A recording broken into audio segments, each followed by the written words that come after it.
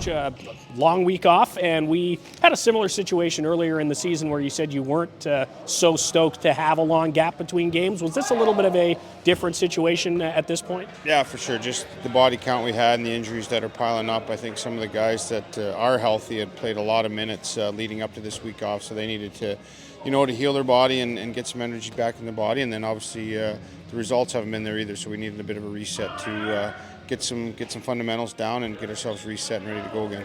Yeah, what sort of things did you guys work on this week to address some of those issues that led to last week's results?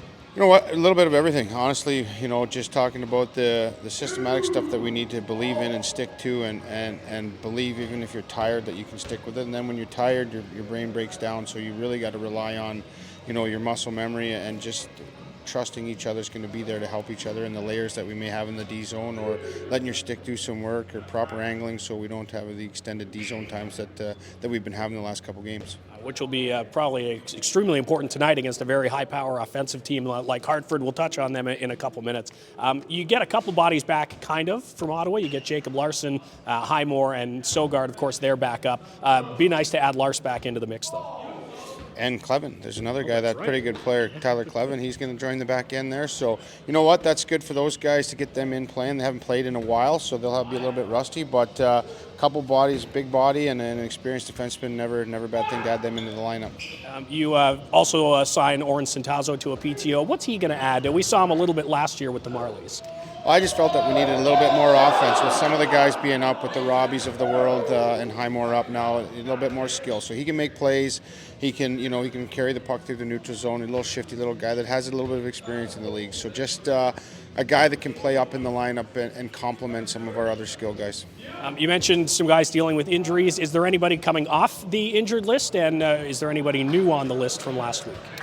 Yeah, we added McPhee and Reinhardt to the list, and nobody's come off the list. So, again, that's why Oren's in the lineup, and Ryan McKinnon's going to play forward tonight.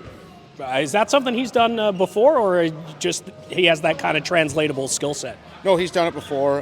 He actually enjoys it. He's a great skater, powerful skater, so I hope to, utilize him on the forecheck and get him going in and turning some pucks over, and he's excited to do it. So I know as a defenseman, every time you get a chance to play forward, you get a little extra excited. Yeah, without a doubt. What are the keys tonight against a Hartford team that, as we mentioned, is very, very good offensively? They've been riding a pretty hot streak of late as well. Well, they got a lot of shooters there. So, the Johnny Brodzinskis and the Belzeals of the world that we got to get in their way, get in their stick lanes, get in shot block, take their time and space. They get their head up. They can pick corners. They're elite goal scorers at this level. So keep the puck away from them, but when they do have it close, fast, and not let them get their head up. Thanks.